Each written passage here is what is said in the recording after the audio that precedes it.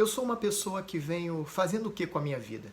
Eu venho acumulando riqueza, eu venho acumulando tristezas, eu venho obtendo sucesso na minha vida, eu venho crescendo, multiplicando, eu venho me relacionando bem, eu me relaciono mal, bem. Olá pessoal, eu me chamo Bruno, eu vou falar aqui para vocês um pouco sobre construção da nossa realidade. O como que a nossa vida ela colhe as consequências daquilo que a gente é. Porque nós somos aquilo que somos. É impossível ser o que você não é. É bem lógico isso. Mas nós manifestamos o que nós somos. Essa é a realidade que conduz a nossa vida e faz com que nós tenhamos ou venhamos a colher as consequências do que nós somos. Essa é a constância da vida. Então eu começo aqui falando sobre a estrutura básica do ser humano. O ser humano ele é corpo e alma. O ser humano ele é corpo e alma. Ele possui uma estrutura corpórea e uma estrutura almática. E existe uma outra instância, estrutura que é espiritual. Mas essa, a pessoa ela tem que nascer para essa estrutura espiritual, que é uma estrutura que, vamos dizer assim, alavanca o ser humano. Tira o ser humano de uma situação escassa e coloca num nível maior, que é o nível da prosperidade. Aí o ser humano ele entende o que é prosperidade de forma clara, mas através do nível espiritual. Mas basicamente todos são corpo e alma. O que é o corpo? O corpo é a estrutura corpórea, é visível, é palpável, é o corpo que responde pelas consequências do que acontece, é o visível, é ele que desfruta, é ele que sofre, é ele que obedece. O corpo é o que te identifica, você sai numa rua, a pessoa te vê, aí chama você pelo teu nome porque ela te vê. Então, o visível, ele é representado pelo corpo. O corpo é o que sofre, o corpo é o que sente, é o corpo que conduz a gente, que desfruta, que obedece. Essa é a estrutura corpórea. Agora, quem é responsável por gerenciar tudo isso é uma estrutura chamada alma. A alma, ela possui uma subestrutura chamada estrutura mental. A estrutura mental é a estrutura que tem a responsabilidade de criar a nossa realidade. É a estrutura mental. E a estrutura mental, ela é composta de 7 faculdades ou capacidades básicas. Eu vou mencionar aqui. É a percepção, a inteligência, a memória, o pensamento, a linguagem, a motivação e a emoção. O que essas capacidades, faculdades, elas fazem? Ela constrói a nossa realidade. Ela constrói crenças, raciocínios, pensamentos, ideais, crenças, valores, sentimentos. Tudo é construído a partir dessa estrutura mental com base nas capacidades e nas faculdades contidas nela.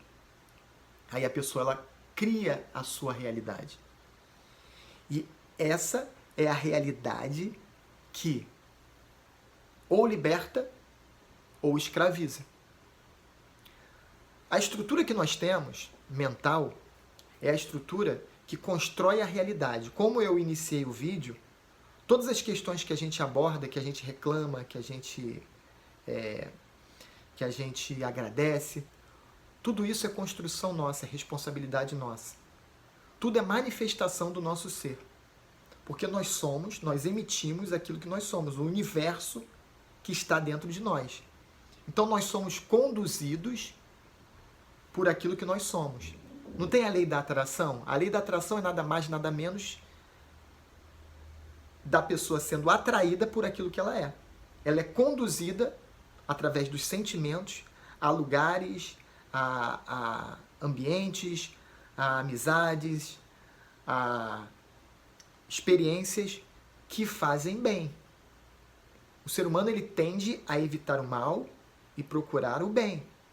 Por quê? Porque existe um órgão dentro da estrutura mental chamado cérebro. O cérebro, ele evita o gasto energético, ele procura manter o equilíbrio. Ele procura fazer com que nós nos sintamos bem todo o tempo. E esse cérebro é o que faz com que nós não desenvolvamos. Por que o ser humano não desenvolve? Porque o cérebro não permite. O cérebro ele vai te colocar sempre na zona de conforto.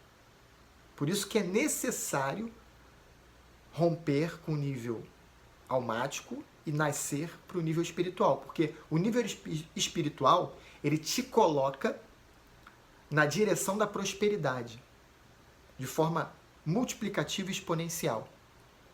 É ele que explode a sua cabeça para que você rompa com o equilíbrio e você se desequilibre para que você saia da mesmice e você pratique a prosperidade. Então a estrutura mental é a mesma que te liberta e a mesma que te escraviza. Nós somos, quem entende da instância espiritual, nós somos a imagem e semelhança de Deus. Deus criou o homem e a mulher. Em Gênesis diz, façamos o homem e a mulher a nossa imagem e semelhança.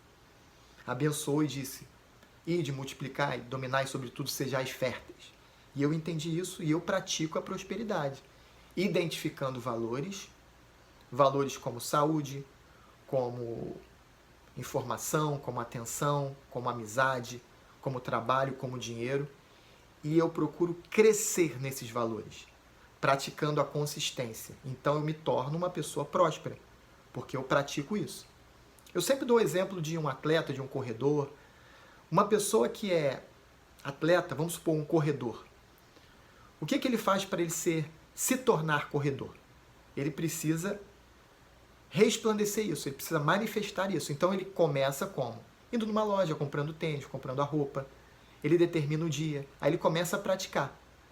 1 dia, 2 dias, 1 semana, 1 mês, 2 meses, 3, 1 ano, 2 anos, 3, adquiriu a consistência. E aí ele se torna aquilo que ele pratica, que ele repete. Então ele se torna um atleta. E assim é na vida, o tempo todo. Na vida, o tempo todo. A gente procura adquirir consistência para que a gente possa estar no caminho que a gente escolhe. Por exemplo, a pessoa que assiste televisão, que só assiste televisão, ela está criando uma realidade de passividade, porque é uma pessoa que coloca num canal, fica nesse canal assistindo a televisão, e o tempo passa e ela vai adquirindo essa consistência de uma pessoa que só assiste. A pessoa que adotou a passividade como a direção da vida dela. E qual a consequência disso? O cérebro, ele vai entender, e a realidade que é criada, que a pessoa ela precisa estar nessa situação passiva, porque ela adquiriu essa consistência, então ela aprendeu a ser isso. Então o gasto energético ele é muito menor quando você é uma coisa. Então, esse vídeo, ele aborda essa questão da realidade que a gente cria. Porque antes da gente reclamar das coisas que acontecem com a gente precisa entender que nós criamos a realidade. E nós só colhemos as consequências daquilo que nós plantamos.